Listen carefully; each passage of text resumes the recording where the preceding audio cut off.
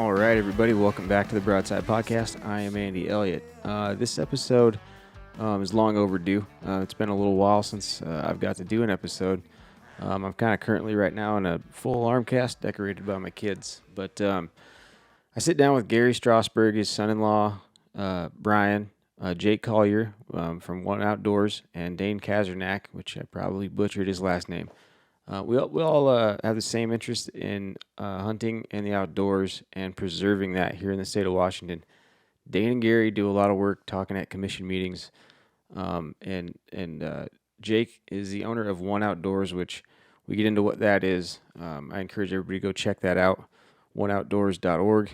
And we also talk with Dane and Gary about their work they put in at the commission meetings and making sure our voices are heard, and how maybe we can put together a playbook and an easy button for people who want to get more involved in talking at commission meetings and make that overwhelming process a little bit easier on everybody. Thanks for joining me. Please, if you enjoy the show, like it, share it, maybe subscribe, but anything helps. So thanks for coming. We'll go ahead and get going, and we can just start by you guys introducing yourself. Gary, if you want to go ahead and go first, and Brian as well. Yeah, absolutely. My name is Gary Strassburg. I'm 55 years old. I've been hunting and fishing in Washington State since I was about 7 or 8 with my dad, of course, uncles and grandfathers. 20-year Navy veteran, retired back in 06, and still work for the Department of Defense over at the Naval Air Station Whidbey Island. It's where I've been since the Navy dropped me off there in 91. But I grew up down by Mount Rainier, small town called Ording, Washington, and so ran around the foothills down in there. And now I'm just sick and tired of what's going on in this state as far as what's happening with our hunting rights. So here we are. Brian Leets, 32. I was in the Navy for 6 years, came out. Then now I work for the Navy again as a civilian like Gary. On the same base, just do different things. I write contracts for the base. I got into hunting 6-7 years ago. Gary got me into it, my stepdad, and kind of been delving into it, every year a little bit more and more as I start learning. And that's pretty much it. I mean, I'm just excited to learn more about hunting and be able to continue hunting is kind of my big thing now. It's like as soon as I get into it, now it's kind of getting a little iffy. So I'd like to be able to see.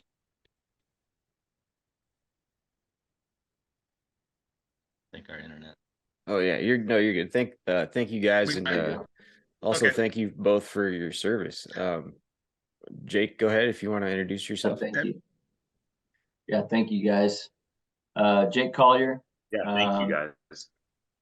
32, since everyone's throwing their age out there, I did. I'm old.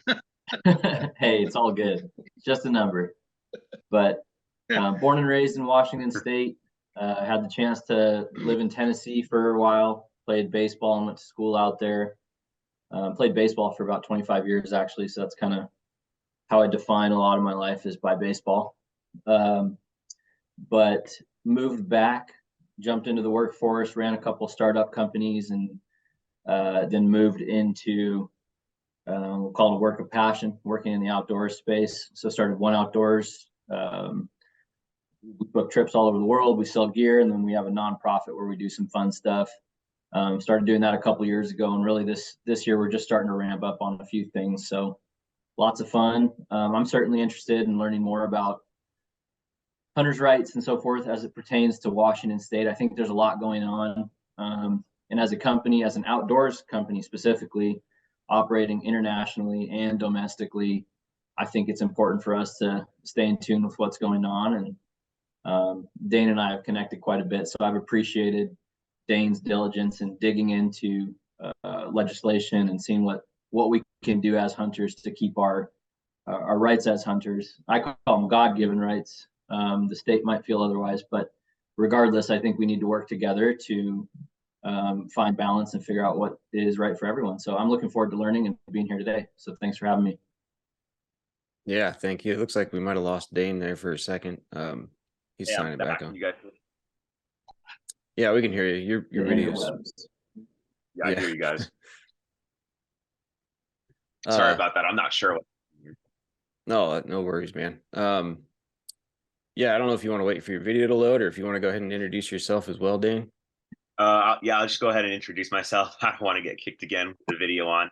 My name is Dane Czarnecki. I'm 17 years old, and I'm a newer hunter. And I think it's about time everyone, regardless of what type of hunter they are and where they're at, get involved with hunting.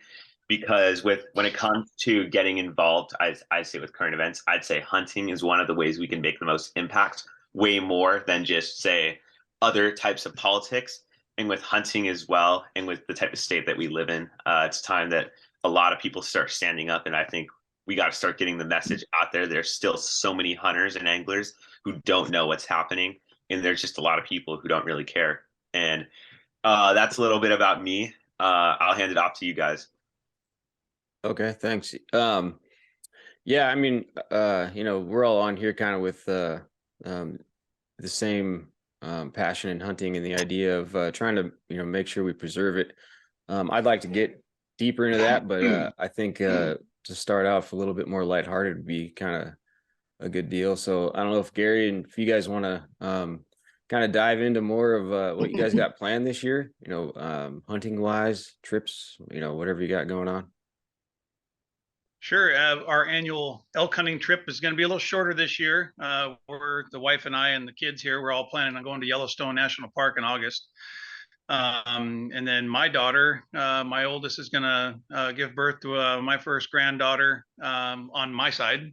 We've got grandkids on that side. Congratulations. Hey, thanks. The end of August. So we're going to be pretty busy in August and September. But then we'll start our annual elk hunting trip.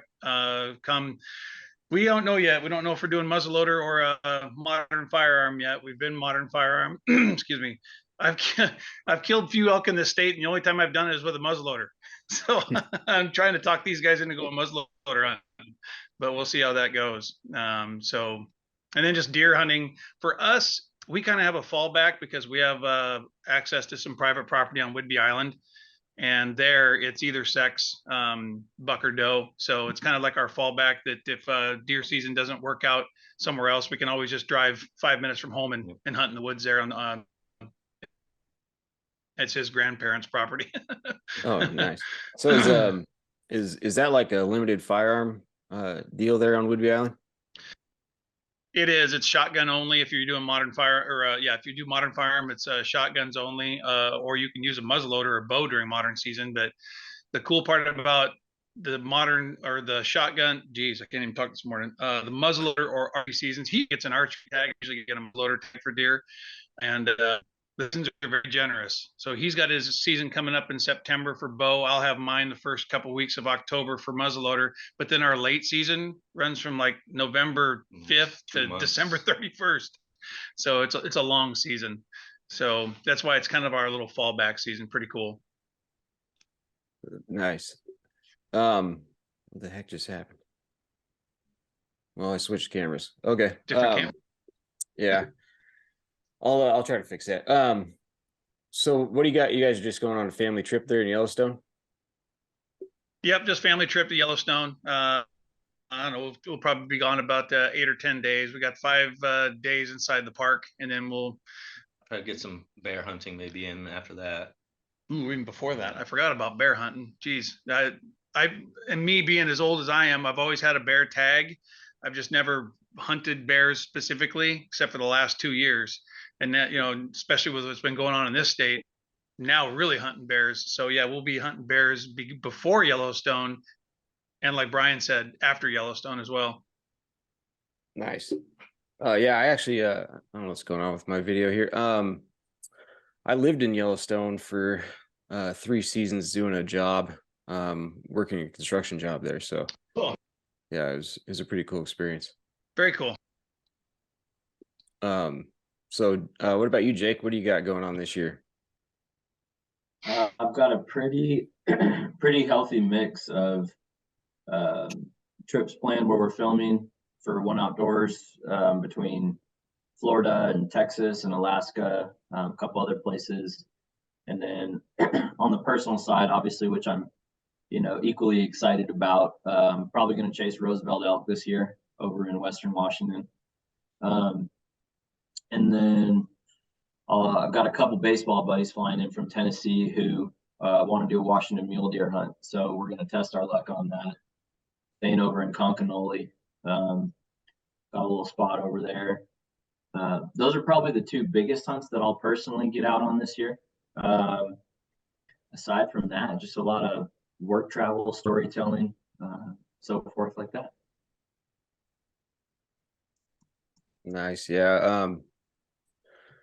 I haven't really done a whole lot of West Side elk hunting. I'd planned on doing it this year. I actually bought an archery tag and everything over there, and then halfway through sighting my bow in and switching arrows and doing the typical archery stuff, I hurt my arm. So I haven't been able to, I'm not gonna be able to shoot all year. I don't even know if I'm gonna be ready for the season. So I'm gonna have to switch my tag probably over to modern. Well, I've got redemption over in Western Washington because the last time I went, we patterned a bull for 3 mornings in a row, and then that last morning I was going up to chase it.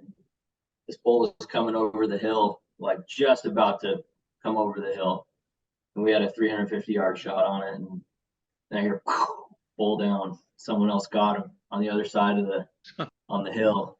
So got to keep testing your luck. It's those things that keep you coming back sometimes. You got to fight the pressure in certain areas equally as you do finding the animals. So yeah, for sure. It's all good. All right, Dane, what do you got going on? How many years have you been hunting now? So I got into it late 2021, went hunting. I went fall turkey hunting last year, didn't work out. Then I did some waterfowl hunting, got my first ducks, and now waterfowl. I'm pretty excited about waterfowl. It's pretty awesome. And this year, my year's really booked up, so I'm not sure how much hunting I'm going to be able to do. I had my Wyoming trip, and then in July, heading down to Mexico. My family owns a place down there, so I'm going to be doing some fishing.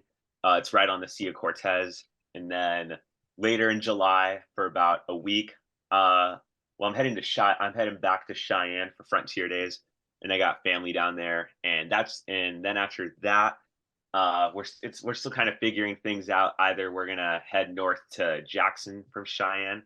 My stepdad has family up there, or we're gonna head to Glacier National Park. If Jackson doesn't work out, there's just personal stuff going on right now. Or we might just stay in Cheyenne again. I love Cheyenne. It's really one of the coolest places I've been. It's just so peaceful and quiet. And then as for hunting, I think this year it's just going to be more of some upland I want to give a try, waterfowl. I didn't put any anything because I don't know what my situation is going to look like after high school. I don't know where I'm going to be. And I didn't want to put in for special tag only to get chosen when I'm unprepared. And so I decided not to put in for anything. And then I'm heading back to Wyoming for a week in October. My uncle's a big hunter, him and his boys. I'm really close with them. They're like some of the coolest people out there. They are doing elk, deer, and antelope in 1 week, and it all works out really well for them. Sorry, what'd you say? Good luck. Oh, thank you. Yeah. They're gonna show me the ropes some more, and I'm excited to see how they do it over in Wyoming. And it's really pretty out there. So in terms of hunting this year, I'm not really sure how much I'll be able to do. I think it's mostly going to be waterfowl and upland here in Washington this year. I couldn't get out for spring turkey. It just didn't work out. But as for next year, I'm a big goal person, and I write down all my goals. So a goal I have for next year is to maybe do Wyoming antelope or Washington mule deer. There's just more I got to do, and I'm a big goal person, and I'll do whatever it takes to reach those goals. Yeah, it's kind of something I've started picking up too, is starting writing down things that I want to achieve. I feel like it helps quite a bit. It really does, yeah. Now that I can't write but so Yeah, I don't know if you guys want to kind of get into the brass tacks of kind of what's going on in this state. I've kept up pretty well. I've kind of fallen off the last little bit, got busy, but go ahead and I don't know if Dane, if you want to start. I've seen you've been attending meetings quite often. Maybe give a rundown of kind of what you've been seeing. Yeah. So the big thing we have going on right now is in our state is the conservation policy. So on the commission, the head chair, I don't want to get too negative, I don't want to ruin the vibe, but she has this conservation policy, and what it is, it's this preservationist mindset policy. And essentially what it does is that it kicks hunters out of the discussion. It's supposed to accommodate for the biodiversity loss in our state. And it's being the meeting where this is being discussed. It's in Seattle on June 23rd and 24th. And the fact that it's in Seattle should tell you all you need to know. But I've been reading a lot of speakers this past month, I'd say. And Gary was there. We hosted a Zoom meeting where Washington hunters, we really got down to discussing, okay, what do we need to do? What's going on? And how can we continue to advocate for hunting in Washington? We're hosting another one on June 8th. So I'm looking forward to that. And then as for speaking at the commission meeting, I think that's the part where it's really important, is that people show up and speak. I think it was the March meeting, a commissioner, she ended up saying that we're hearing a lot more hunters now. And now I think now that they don't like just how many hunters are speaking now. And I think we've done a really good job on getting people to speak. But I think we have, and I understand people are busy, I'm busy, and I probably won't be able to attend a lot of commission meetings after June due to how busy I'm going to be. But I think just getting people to speak respectfully with facts and concise, I think can go a long way. And as for getting more people in the know, I think the big part is that not everyone has social media, so not everyone can see what's going on. But I think some people don't want to get involved because I think some people might believe that they don't think they can make a difference. But Howl has been one of the best resources for this. They have been savers for hunting, really. They have made big efforts in Montana, Oregon, Florida, and I don't think those states would have gotten that far if not for Howl. I think the big part now is, okay, people know what's going on. Now I think we need to start getting more people in the know and figuring out how can we continue to advocate for it and get non-hunters on our side, because the WDFW director, great dude, he put out an official survey by the state, and only 10% of Washingtonians are anti-hunting. And there's a big number of Washingtonians who either A, aren't anti-hunting, or B, just don't care. And I think that's where that's where effort needs to be focused on, is showing non-hunters, hey, this is why we hunt. This is why hunting is conservation and helpful for the environment. That's kind of what I have now. If anyone else wants to chime in. Well, Dan, if it wasn't for you, we wouldn't be here. I ran across you from one of the meetings here a while back, March, even further back. And like you said, one thing about being at the meetings, whether you're in person or over Zoom or whatever it is, trying to stay focused and trying to stay respectful. I lost my cool in 2 meetings, and you can hear it in my voice. I've gone back and listened to it, and you can hear it in my voice, and you can hear the inflection that I have in my voice towards some of the members on there. It is what it is, because it's hard to not get, lack of a better word, pissed. It's hard to not be mad. And so we have to focus more on, you attract more with honey than vinegar. And so hopefully we can make all that work, because this preservationist mindset that's coming through, they are pushing us consumptive users out on purpose. They're trying to pull funds from other areas of the state, so the Pittman-Robertson funds won't be used. So sportsmen, sportswomen will not have a voice. That is their goal. And another thing if you ever hear any of your buddies, well, I'm not buying anything in Washington, I'm going to another state. tell them to at least try hunting in the state, stay in the state, because that's another thing they want. They want us to leave. They want us to, I mean, yeah, I love, we're going to Wyoming next year for pronghorn. We do want to do out of state hunts, but we still hunt in our own state, because if we don't, it's going to be gone. And people don't understand that. You can't just throw up your arms and say, I quit. But a lot of people have, and it's hard to keep people convinced. That's how we lose our voice. Yeah. You know, go out of state, we lose our own voice. Yeah, and there's like a Yeah. lot. Oh, sorry. Go ahead, Jake. Oh no, I was Oh, just going to say, I agree with that. I think of Theodore Roosevelt's saying when he's like, walk softly or speak softly and carry a big stick. Absolutely. But at the same time, it's like there's a lot of anti-hunting groups that they don't speak softly, they're really loud. So Yeah. we also have to figure out how to be controlled, but also have a loud voice enough to where we can, you know, articulate ourselves well and talk about these things that are going on with factual based knowledge and evidence and, you know, presentation skills, all of that stuff. But yeah, that's what makes me, and most hunters know Theodore Roosevelt. Like a lot of his methods and models are still used today in the outdoors, as we know. So Yeah, I think everybody should speak up. I think that it's detrimental though if you get some guys on there that are kind of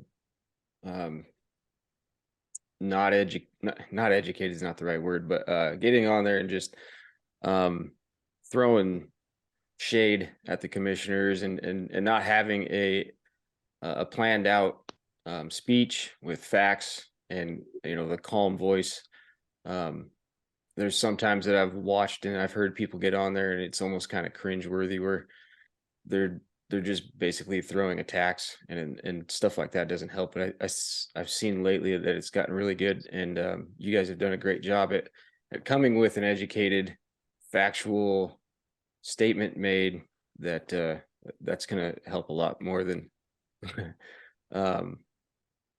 calling names. Mm-hmm. Yeah, and as well, like, it only adds on to the fire. Like I know some groups, they do weekly digests and they write articles, and I will admit is I went on a tangent at one meeting and I'm never doing that again. That is a really big thing. Like hunters, we can't just go on tangents at these meetings, and I've been doing a lot better with that, just writing stuff down, fact checking and everything, because that's how we can prove points. And I'm still, and you know, I mean, I'm going to be honest, like I'm mad at what's going on, but we got to keep our cool. And I think that is so important, especially as we go into the next few years with what's been going on. And I think as well with this policy, while we've been recruiting speakers, the big part is being respectful. And BHA, they have this amazing resource for first-time speakers. It's a template on like, hey, this is why I love hunting and fishing, and talk about why the North American model of wildlife conservation works. BHA has been a really big help with getting new speakers, and that new template that they made for first-time speakers is going to go a long way, in my opinion. Yeah, I'm signing up through those guys and Howl, and they kind of both they give you the cookie cutter, like easy step to be able to voice your opinion and go in there with a plan. Because, you know, every time I hear one of the antis get on there, it's almost cultish, where they kind of always start the same way. They have the same points. It's you can tell that you know, they're kind of using the same tools as like having a pre-written formula basically for what they're trying to get across. Mm-hmm. I agree. Yeah. And about, oh, go ahead. Sorry. That cut you off, Dane? Sorry, what? Did I cut you off? Oh, dude, you're good. You go right. Okay. Sorry, I was saying, and when you see the anti speak, about 85% or 90%, excuse me, about 90% of the ones that do speak on there, they're not even just your average Joe like us. We're just average Joe hunters out there, you know, voicing our opinions. Most of them are paid spokesmen. They're either paid, they're either a CEO or they're a lawyer, something like that. They always have somebody that's paid to talk at these things, where we're just coming at this off the cuff and trying to just save our lives as far as our livelihoods. Because I mean, for us, this hits deep because we do this every year. This is our lifestyle, just like you guys. This isn't something that we just take for granted because whatever. We eat, sleep, breathe fishing and hunting in this state, and we don't want to see it gone. Yeah, it's every time they hold on a second. Yeah, they're a lawyer, they're a whatever. And you can tell that they've been put on the spot, and they might not even have any interest vested in being anti-hunting, but their title and what they are is helping push the agenda. Mhm. Absolutely. Yeah. And a lot of these, from what I've noticed, is some groups that regularly speak are a part of a coalition of these groups. And I think that they're so well connected. And that's the thing, like they don't disagree with each other. They're not divided. I mean, sure, they may speak on different subjects, but they have money, they're united, and they all know what each other, they all agree with what each of them is talking about. And I think sportsmen somehow need to get on the same page as that level. And Sportsmen's Alliance and Howl BHA have been amazing resources for that. They I think will be a big help and will continue to be a big help. Those guys, they're doing great work. And anti-hunters, those groups, they've acknowledged in some of their writings about how big of a dent Howl for Wildlife has put in their kind of like a little glitch in their armor, as it were. So they see it. The sleeping giant has become awoke. By the sleeping giant, I mean hunters and fishermen, anglers, whatever you want to call it. And so once that sleeping giant finally realizes that there's a chance that we could lose a lot of our rights, I think it's going to be a little bit different. Yeah, and I think as well, I don't want to get too negative, but I think why it's harder for Washington why it's harder for this whole thing to go national is not a lot of out-of-staters hunt in Washington because we're such a densely populated state. And also as well, I don't know. I mean, from all the research I've done, it seems Washington isn't very appealing to non-resident hunters. And I think that's why Washington goes under the radar. Maybe that's one It reason. does. You look at sorry, go. Oh, no, you go ahead. And you're right, because when you look at all of the, like you go to Top Rut or any of those, or Hunt and Fool, they have all the hunting numbers and stuff and all the picks and all the things for all your out-of-state hunts for every single Western state but Washington, because we just don't have the hunter draw. Now, I've been hunting in the state a long time. Back in the late 80s and early 90s, we had when you could hunt branched antler bulls in Eastern Washington with an over-the-counter tag, it was very enticing to people to come to this state for and there weren't as many people out in the woods back then either. But it was more enticing. Washington has slowly changed their management styles, and now your only place for an over-the-counter branched antler bull is on the West Coast, and we're going to chase Rosies one of these days too.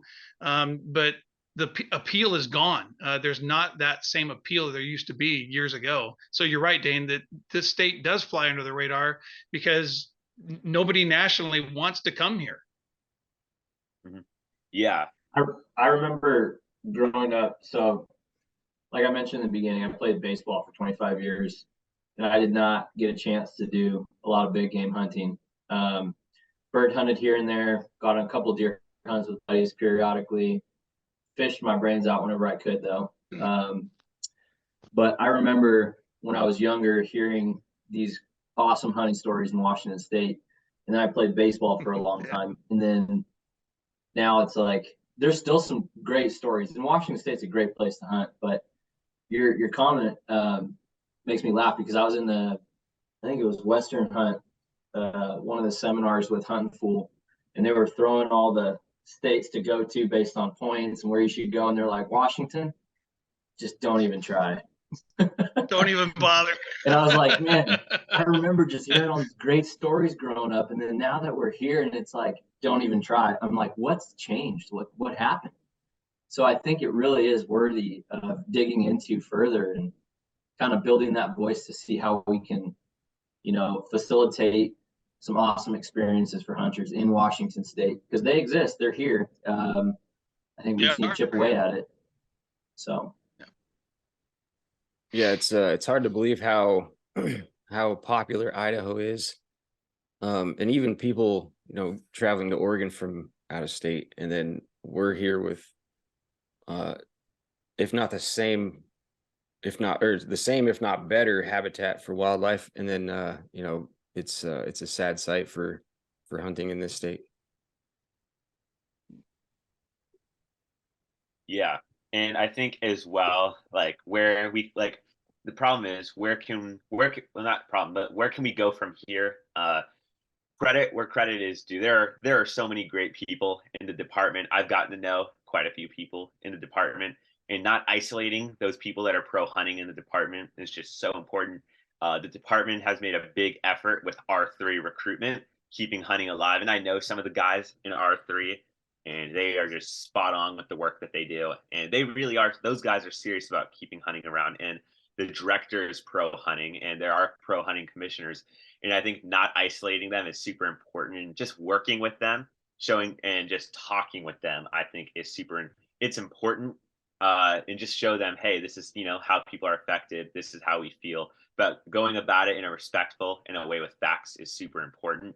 And I see on social medias when people comment on the Facebook posts or whatever, I kind of get a kick out of reading those ones. But some people are just so negative, and I just don't think that's the way to go. Like, I get it, people are mad, but it's like we can't just be negative 24/7. Yeah, I find myself I have notifications on for WDFW posts, so I kind of get a notification anytime they post anything on social media, and I don't know how many times I've typed in deleted comments that I'm like, no, let's not go there today. I've done the same thing. I think we all have. Yeah. After you reread it, you go, I probably shouldn't put that out there. Yeah, it's not worth another ban on Facebook. Not only that too, but and Dane and I have talked about this a little bit, but I'll kind of wrap this story around here. But when you post a comment on Instagram, I'm not saying don't, by the way, like you got to have your voice and speak your mind, but sure. They can't consider certain things, right? Because it's not a legal forum for discussion and consideration. Right. It's a social platform. So that's not really the place to just go nuts on it. But I do think like developing some type of playbook, like Dane, we've talked a little bit about that, where, not something so cookie cutter, but something that educates folks enough to where it stirs a pot and people want to participate more or step into meetings or even learn how to speak at a meeting. Like those things that's step number one, is the education piece on what's going on and doing it in a way where people can get involved. Because up until this point, it's like, this type of engagement is what's drawing people in to learn more. However, what's the next step, right? Like, where do you go from here? You can't just jump into a meeting. What's that? And so I got to give credit to Dane, because he's doing a great job diving in, building a community around what's going on. So keep at it, Dane. I appreciate you, man. We all appreciate you. Thanks, man. That means so much. We do. Thanks, guys. What's cool is what I like, Dane, is I'm an old dude. I'm 55, and I see a young guy like you with the fire in your eyes and you're going screaming with your hair on fire with this. You got me pumped up because I darn near gave it up, but I kept on for him and his kids, my grandkids. I want to see these guys. It's our lifestyle. We want to keep hunting. And it's really cool to see younger guys. I mean, a couple of you guys are in your 30s. Brian's 30. But to see an even younger kid than these guys get after it like you're doing. When you reached out to me, 3 or 4 weeks ago, and we BS'd on the phone for damn near an hour and a half. It was really cool. And it's neat to be able to talk to guys like you that you're bringing this to the forefront to a peer group that where hunting isn't really a way of life as much as it was like when I was your age. So it's really cool to see you involved in that way.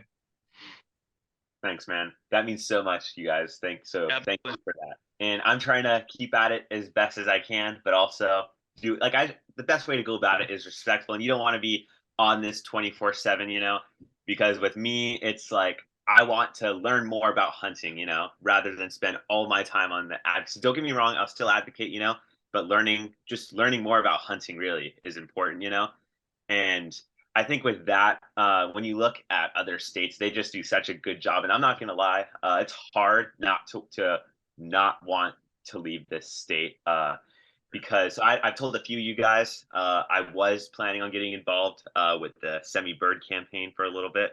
And I got on the phone with one of them. I don't want to go too deep into politics, but they are planning on making an effort with Washington Sportsmen. I've chatted with them about that because Hillary Franz is running for governor, and she's the director of the Natural Resource Department. And with her, that's going to be controversial. There's been some controversy since she's been in her office, and I believe that's getting with sportsmen and people who love the outdoors is a great way to help them out. And I'm not, like I said, I'm not going to get too involved with them. I'll help out where I can, but I think there is some good stuff coming. And while I was in Cheyenne, dude, Wyoming is like the freedom state, man. It's awesome. So many wildlife everywhere. It's so beautiful, and it's hard to not want to. Like I said, it's hard not to want to leave this state. I just don't know where I'm going to end up in the next few years, so trying to figure that out. But for me right now, it's currently between the east side or Wyoming. Yeah, and I know these guys said it too, but I wanted to say thanks, Dane, for all the effort you're putting in too. We need guys to do that everywhere and spread awareness. It's funny because I'm a year into having my FFL, federal firearms license dealer here. I kind of run it out of my house for now with the Elliott Outdoors thing. Working on some stuff to kind of spread my wings as we speak with one clipped. And it's funny how often I talk to guys that didn't even have a clue that laws like the assault weapon, quote unquote, ban was going on. And It's amazing to me. Yeah, like that, there's a lot of people that have no idea that spring bear ended or that any of this stuff's going on, and they just blindly hop down to Cabela's and get their tag, and it's not for everybody to be as maybe entwined as Dane is. Some people don't have the time, but we still have to get guys like that might just go up to elk camp once a year with their family, not even leave camp, but buy a tag.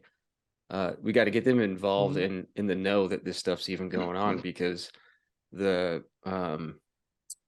amount of people that I run into that just have no clue about any of it, it's kind of mind-boggling. Mm-hmm. Yeah, very, very much so.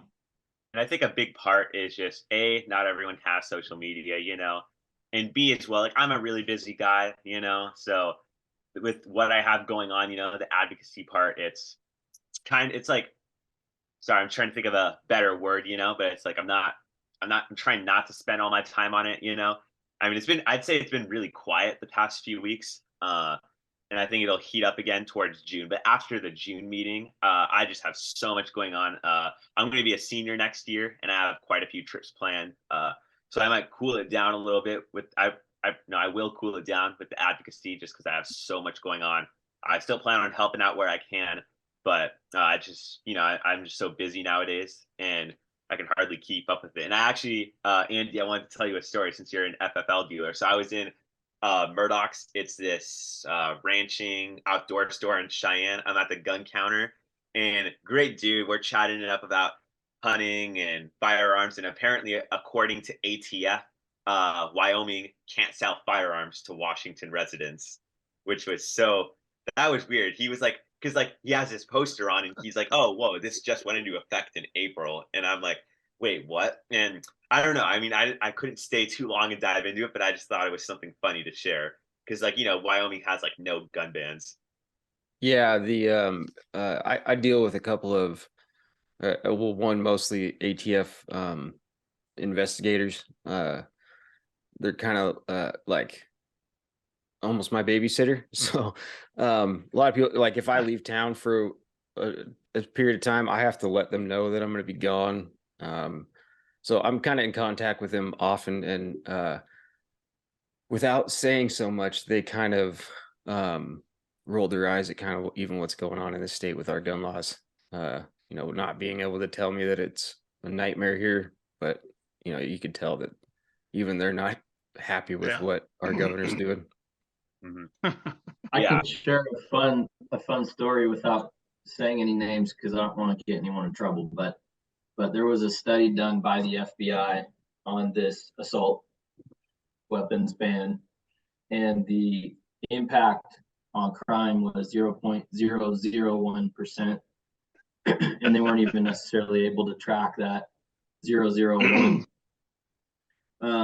And there were some folks that really made it clear that part of it is for optics and moving in the right direction of reducing crime. And don't get me wrong, in a perfect world, I'm like, man, take the guns away from the bad people, but the thing is we please don't do. live in we just don't live in a perfect world. We don't live in a perfect world. So you got to look at the facts, you got to look at the impact, and you got to read between the lines on what's for optics and what's not.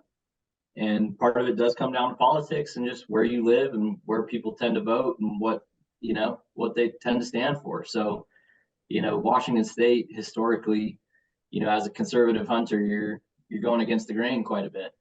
But yeah, I do agree with you guys earlier in your statements too. You can't just leave, right? Like, it's easy to want to go to a different state, but stand for nothing, you'll fall for anything too. So got to keep fighting the good fight here.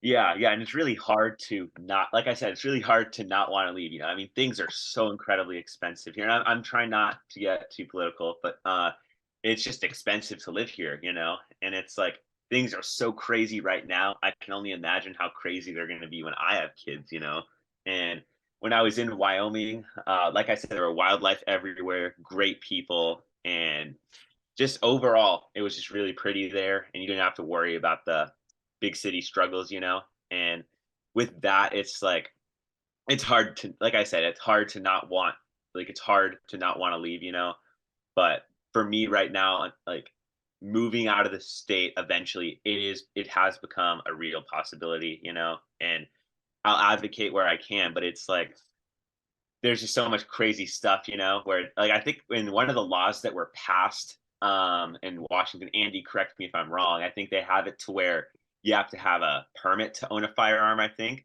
Or like for new gun owners, I thought that was one of the laws, And that was the part that really sketched me out, And with all these laws being passed, like I said, it's hard to not want to leave.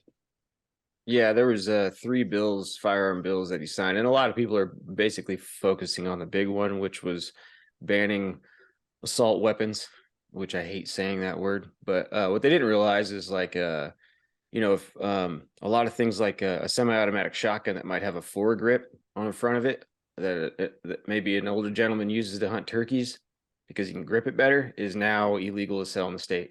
Like, they didn't just get away with big scary AR-15s. A 22 pistol that has a threaded barrel is now illegal to buy and sell in the state. But the permit thing, it was and I'm not a lawyer, but it was a deal where you'd have to take a class to maintain a status to keep your guns, and they talked about doing it every so many years. So the ones you already have, you have to go and take this safety training.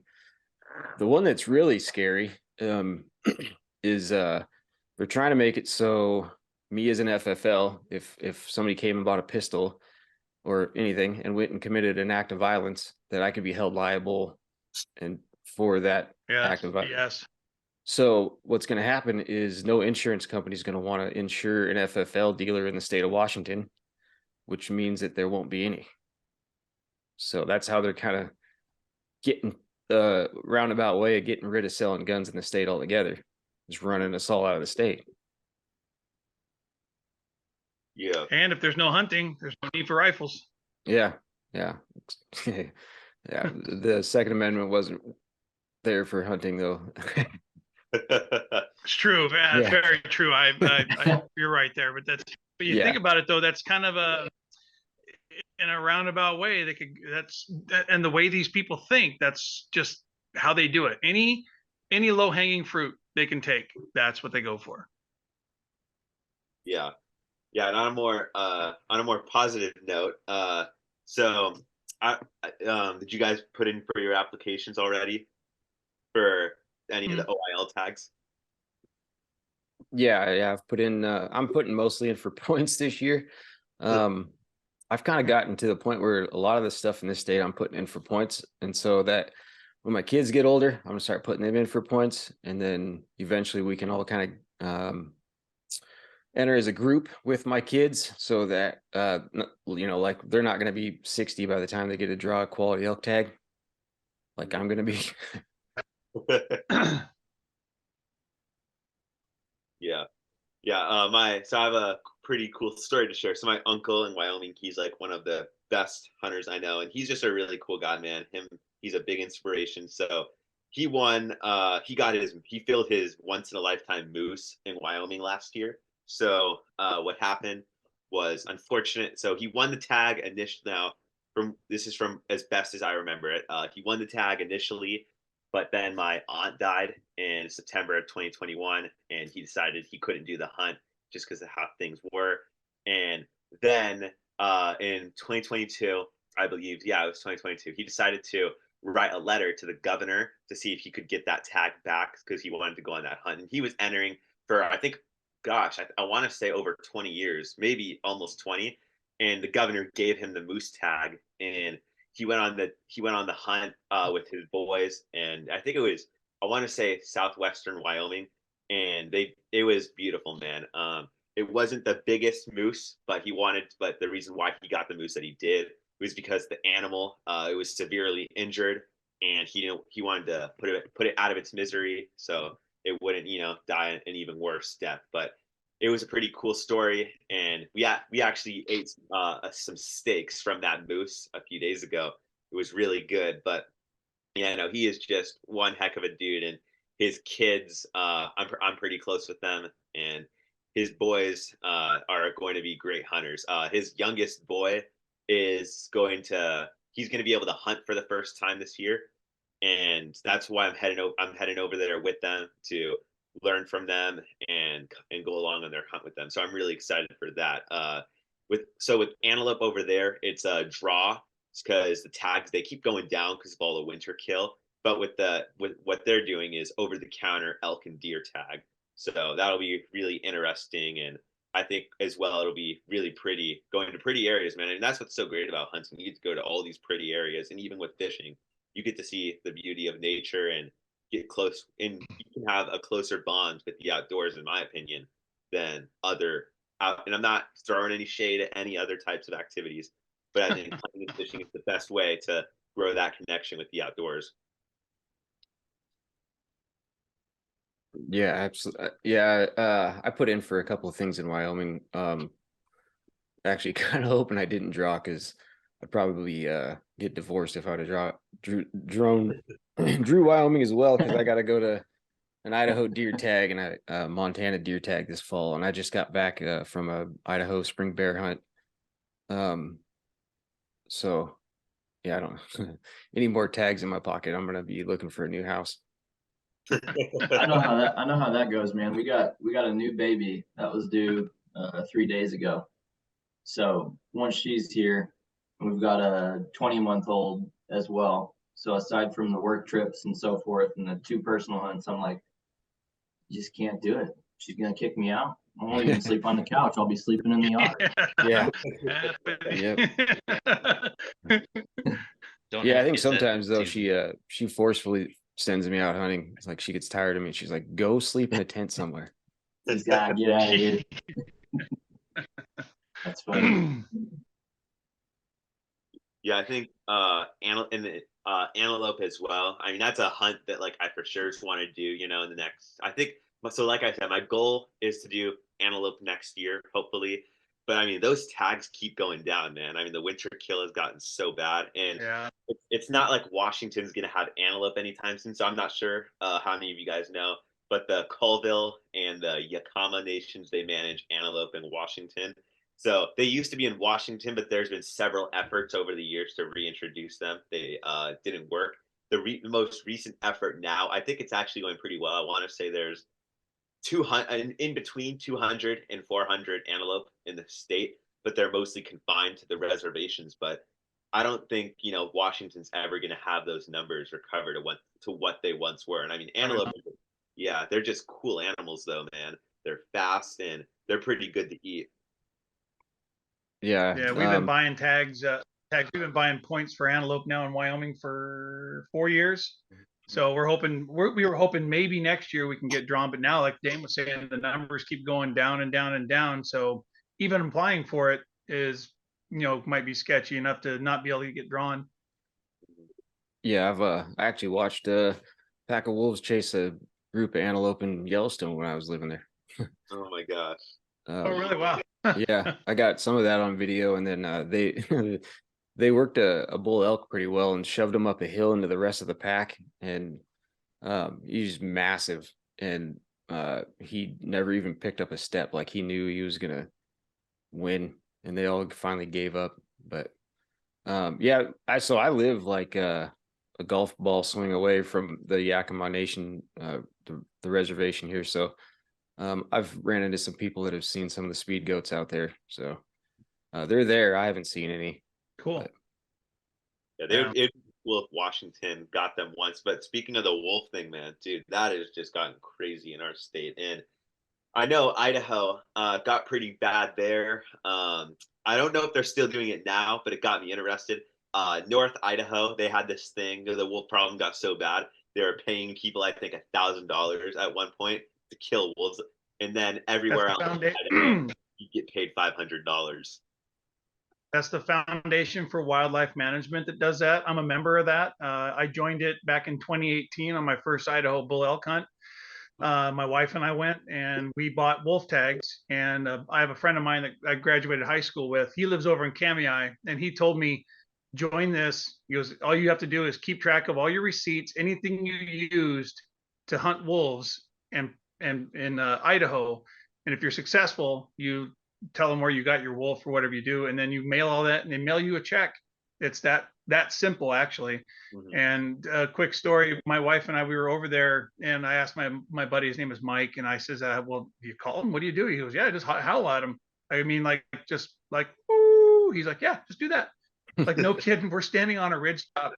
We've been bugling all morning and in a couple different areas, and nothing answered back. And then we heard a very faint wolf howl off in the distance. So like, huh. I go, well, give it a shot. So I heard just like a ding-a-ling standing on a mountain, and they answered back. And pretty soon they answered again. This time they were closer, and then they're closer. And we could tell there was probably more than probably a 4 or 5 in a pack that were coming. That was kind of a get in the truck or keep hunting. So we kind of stood there for a little. We never did see one, but we heard them, and we heard them every single night in camp. We hunted in the Lolo unit, which is ground zero for where they dropped the wolves in Idaho. It was right there in that unit 10 and unit 12, and it is littered. I mean, all we saw was wolf tracks, wolf poop, but we never saw a wolf. It's not as easy as it sounds, but yeah. So anyway, Dane, that was a long-winded way to say that the Foundation for Wildlife Management, even if you're not an Idaho resident, if you care about, because the wolves are coming west from Idaho, Washington never transplanted wolves in this state. They've all come from Idaho and British Columbia. It's like $35 a year to join. And if you're a member, if you ever do go to Idaho and hunt, they will reimburse you. And if you hunt those wolf infested areas in the north, you get a chance up to $1,000 to $1,500 per wolf. Wow. Yeah, that's just crazy.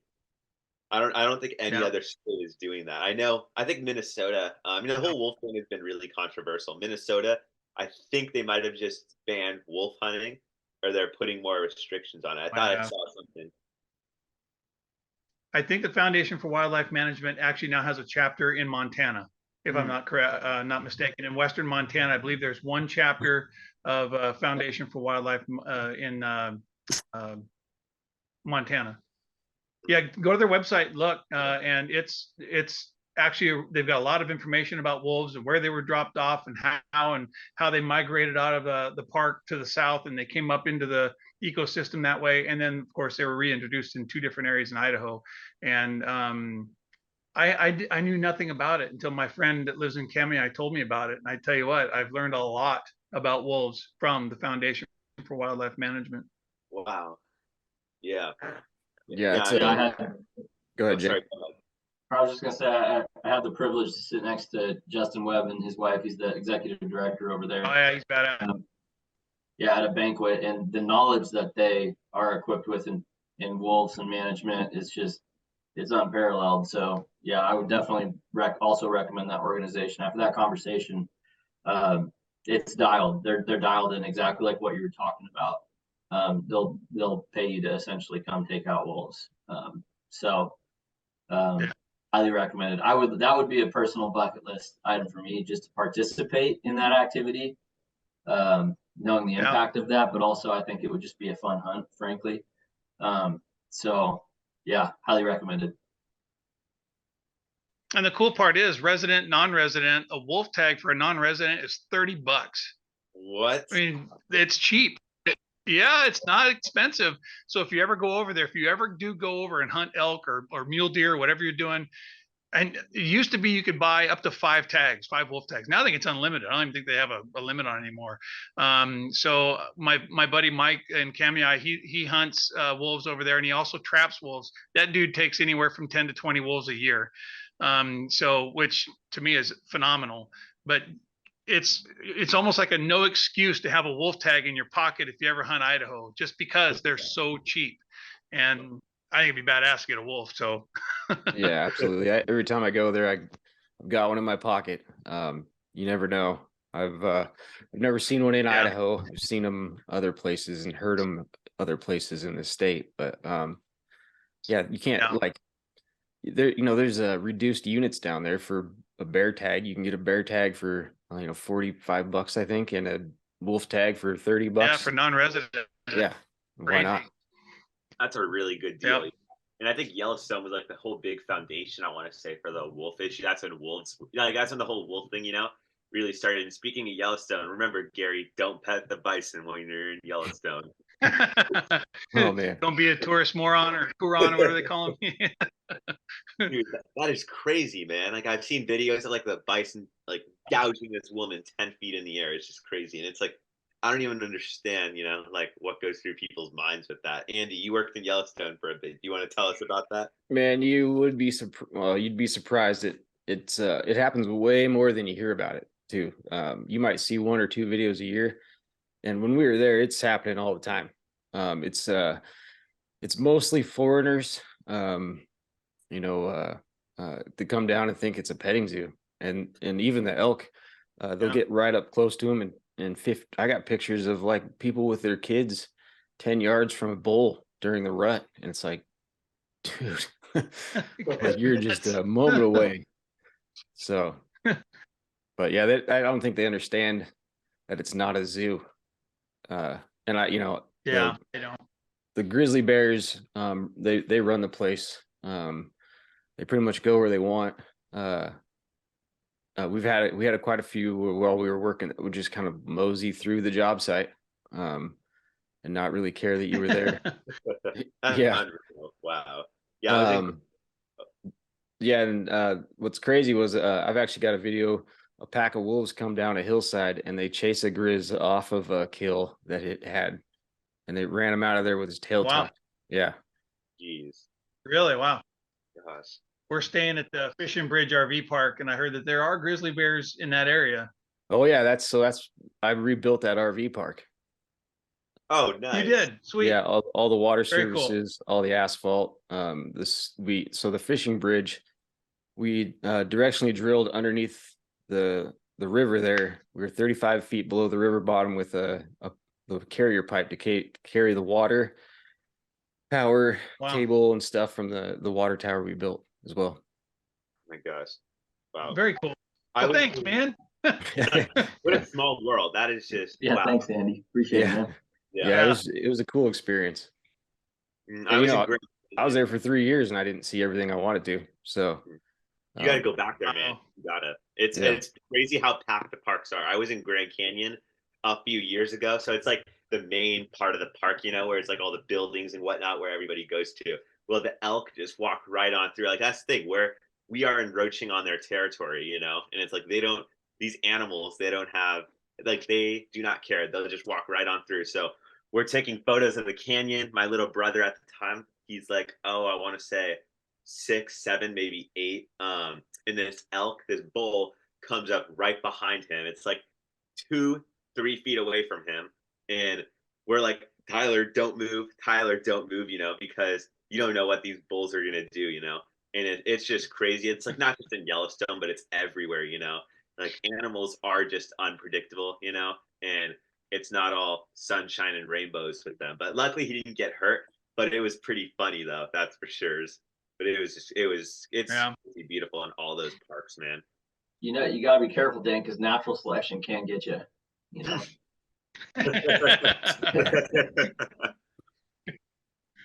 So I've heard some crazy stories in Yellowstone Park. One of our good family friends, who's a guide, just north of the park, North Yellowstone Outfitters. He actually grew up in Yellowstone before it was a park. His family, they were technically the first Caucasian settlers in the territory of Montana. So they've got some stories, that you would probably believe, but it's crazy. So I couldn't imagine, how things have progressed over the years in Yellowstone. Only what people say, but crazy. Yeah. Yeah, it'll be a fun time. You guys will have a good time there. You got to get you got to get off the road though. You got to get away from the pile of people. Pick a hike, go for a small hike, and go see some stuff. Yeah, we plan on it. That's all the cool stuff is. Yeah, I went there to Yellowstone in 2019, and it was so packed, man. Like Old Faithful was crowded, the restaurants were crowded, everywhere was, and we were traveling with a lot of different people with us at the time, and not everyone's a hiker, or not everyone wants to do the hardcore hike, so we couldn't do as much. But we might go back there this summer in July. Like I said, depends on whether we head up to Jackson after Cheyenne or not. But there's so many awesome parks, man. And I was reading some articles on hunting in the parks. Like I think that was like there was something in Yellowstone. I can't remember which article it was, but there was a serious consideration of allowing hunting in Yellowstone at one point, but it would be very limited tags. Correct me if I'm wrong. That like I thought I saw something about a year or two ago about that, or maybe it was on a Steven Ranella podcast, I think. Yeah, there's a weird deal every year. They they have to cull a bunch of bison, which isn't really a popular thing that they let everybody know about. But I don't understand why there's not an auction tag for guys to go in there and be able to hunt the bison instead of just killing them and take all the funds, which I'm sure guys will pay piles of money to hunt bison in Yellowstone. Yeah.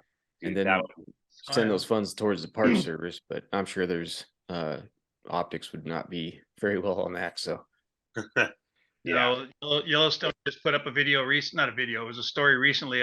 Some dude saw a small bison calf in one of the rivers, whether it was Yellowstone or whatever river, and he thought it was drowning, so he jumped in the river and saved it. Then the calf was rejected by the herd, by its mother and everything else, so the calf was destined to be grizzly food. Well, so the park, being it's their policy, the park euthanized the calf, and people lost their ever-loving minds. Yep. Why didn't you put it in a rehabilitation center? Why didn't you do this? There's places that take them. And then the park is like, it's not our policy. And people got to realize that nature is brutal. And when we interfere, that animal's life is pretty much a done deal. So, but that's another thing. It was all the antis and all the people that they don't have a clue on how ecosystems really work and how we are supposed to, interact with ecosystems. And that's another big problem is there's too many Donnie do-gooders out there that think that they know better, and they don't. Yeah, so when we were there, a gal actually grabbed one and put it in the back of her bison calf, put it in the back of her SUV and drove it to a ranger station because she said it looked cold. Oh my gosh. Yeah. Oh, It's my crazy. God. But Yeah, there's the Never mind the big woolly coat. yeah. Uh, But oh, man. I wanted to, Jake, I don't know if you wanted to elaborate a little bit more on One Outdoors. I wanted to give you a chance to kind of talk about it. Whatever you want to, not to change the subject abruptly on you guys, but kind of just let everybody know what it is. And Yeah, no, I appreciate it, man. You know, and I'm not going to go too deep into it. We don't need to do that. But basically, there's a for-profit and a nonprofit organization, and everything we've been talking about is right up the alley. You know, we're going to be making gear, sell to people to go outdoors and use and have fun. Our latest product line is a elk vitals target. You can see it up at oneoutdoors.org.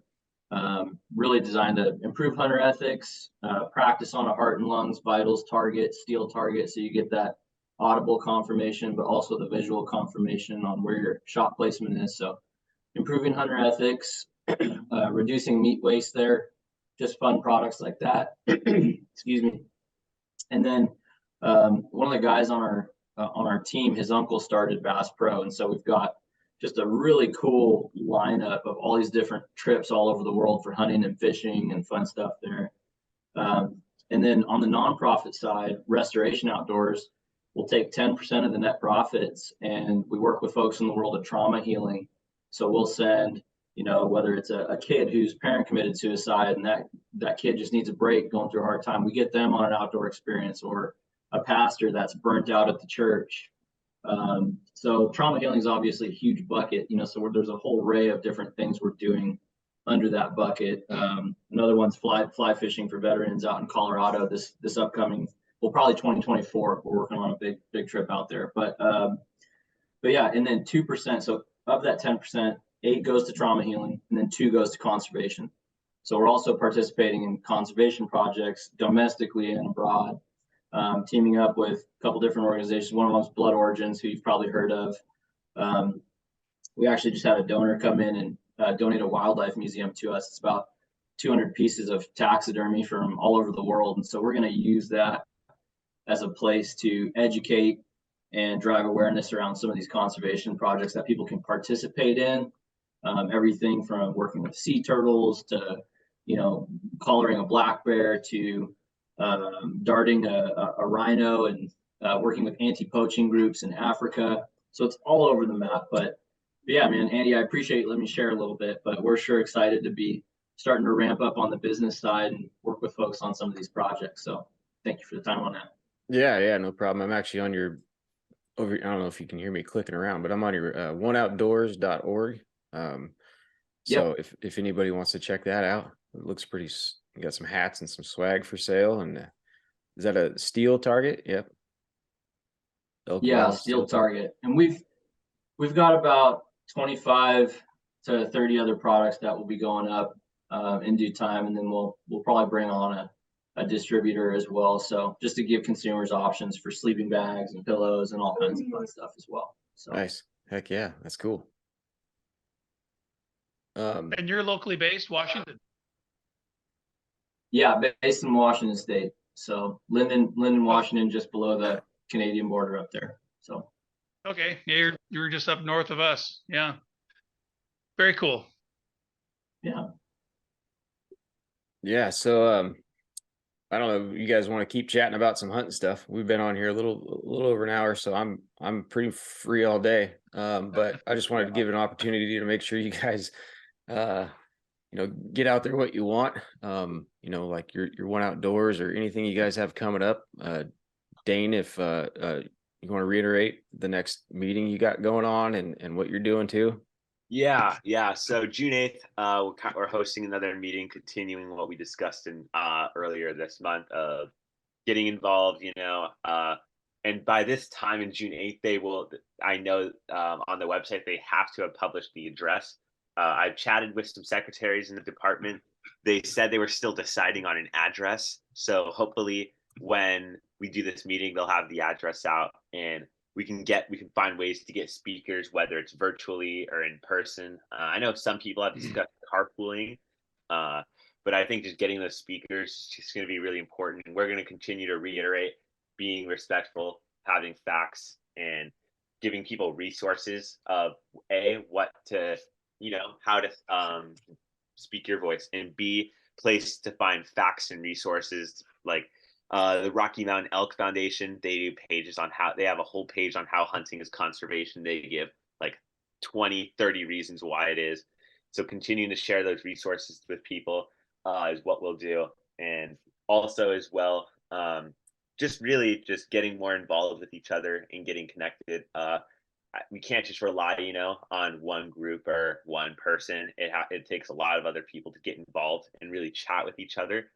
So yeah, that's some good stuff that we have coming soon with that. And then as for the June 23rd meeting, so that is on June 23rd, Friday. They'll be discussing the conservation policy.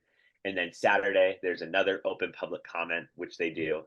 So in total, there's 3 open public comments I recommend people sign up for. I'm still writing my speeches just so I can get it out of the way, but I think I have a good feeling about it. I think we'll be able to get a lot of speakers. Dane, don't forget to give your, if you can, give his contact information so people can get a hold of you for your web, for your Zoom address. Yeah, I'll for sure. I'm going to send out a Zoom link. Just get it in people's calendar. I'm going to send that out sometime this week. But yeah, I think it'll be really good. I'm looking forward to it. Yeah, Dave, if that's something public, we'll share it out for you, man. Happy to. Thank you. Love to be there, of course. But... Yeah, absolutely. If you want to email me any links you want me to add to my link tree on any of my social media as well. My website's down. I have to switch hosts. The one I was using is not 2A friendly, so yeah, it's pretty wild. Yeah. But I can post all the stuff in my link tree, whatever you got. Let's help get the word out there. Yeah, for sure. I'll definitely send you some links sometime today or tomorrow. Yeah, well, gentlemen, I can hear my 20-month-old daughter in the background. Pregnant mama probably use a little support, but I really appreciate your guys' time. Andy, thank you so much for having us on. Dane, also thanks for making me aware of it, and I appreciate you for everything you're doing. So hope to stay in touch, you guys. I'm looking forward to building the community around it as well. So yeah, guys. Yeah, Andy, yeah, thanks. absolutely. Come on. Thanks, guys. I had a lot of fun with this, and I look forward to what we can continue doing. It was a really great episode, and I'm always down to talk. And also, I will give links out to important resources. And yeah, I can't wait to see what we do. I think there's a lot of good work to be done. All right, yeah. Hey, Jake. Appreciate you guys inviting us on. Sorry, I was gonna say appreciate you guys inviting us on. We're just a father and son duo. Just kind of, we're in it to win it, and we want to make sure that this happens. So I really appreciate you guys just kind of including us in on this. Yeah, and thank you for what you do. Giving us our, I don't have time like other people, so it really helps. You guys carry on our voices a lot, so I really appreciate it. Teamwork. Yeah, absolutely. You better go take care of that makes baby, the dream Jake. work. Yeah, man, I'm on it. All right, thanks, guys. Thank you. Good talking.